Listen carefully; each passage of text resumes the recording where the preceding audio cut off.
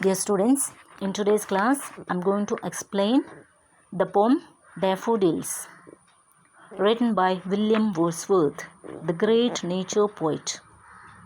Wordsworth was born on 7th April 1770 in England. Though Wordsworth has written many poems, he is at his best in the shorter poems like Lines Composed a Few Miles Above Tinton Abbey and Ode, Intimations of Immortality.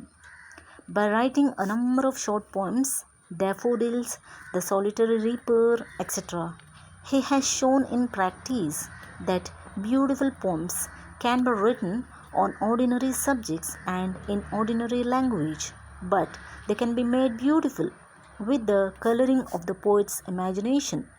According to Wordsworth, poetry is the spontaneous overflow of powerful feelings. It takes its origin from emotion recollected in tranquility. The poem Daffodils is one of the loveliest and best known poems of William Wordsworth. It was written between 1804 and 1807.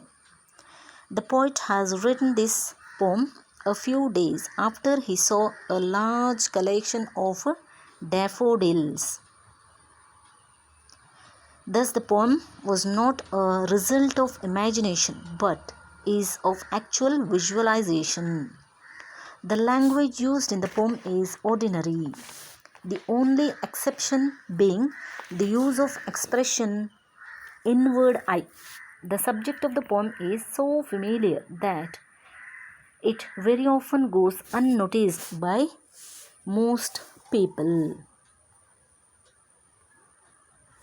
The beginning line of the poem, I wandered lonely as a cloud, informs that the poet's profound sentiments of being left alone.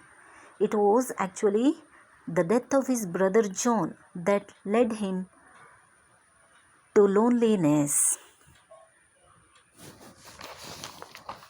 I wandered lonely as a cloud that floats on high over vales and hills, when all at once I saw a crowd, a host of golden daffodils, beside the lake, beneath the trees, fluttering and dancing in the breeze.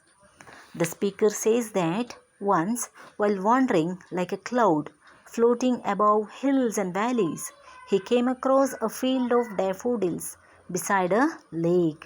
The dancing, fluttering flowers stretched endlessly along the shore, and though the shining waves of the lake danced beside the flowers, yet the daffodils surpassed the water with their beauty. Continuous as the stars that shine and twinkle on the Milky Way, they stretched in never-ending line.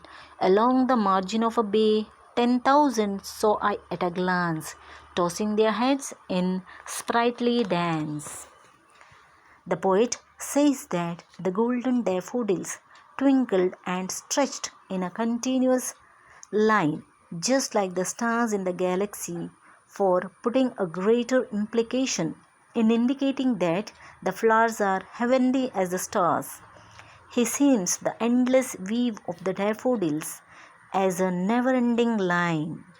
The poet's exaggeration of the number of dancing flowers by saying 10,000 saw I at a glance indicates that he has never seen so many daffodils at once. The waves beside them danced, but they outdid the sparkling waves in glee.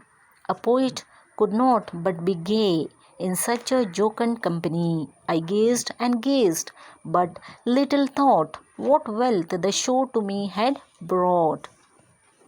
The poet could not help to be happy in such a joyful company of flowers. He says that he gazed and gazed, but didn't realize what wealth the scene would bring him.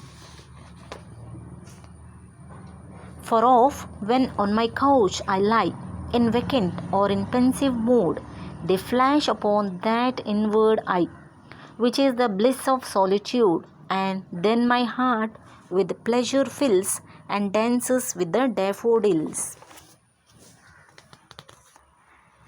Now often when he feels in vacant or pensive, thoughtful, reflective mood, the memory strikes that inward eye, there is the bliss of solitude, and his heart fills with pleasure and dances with the daffodils.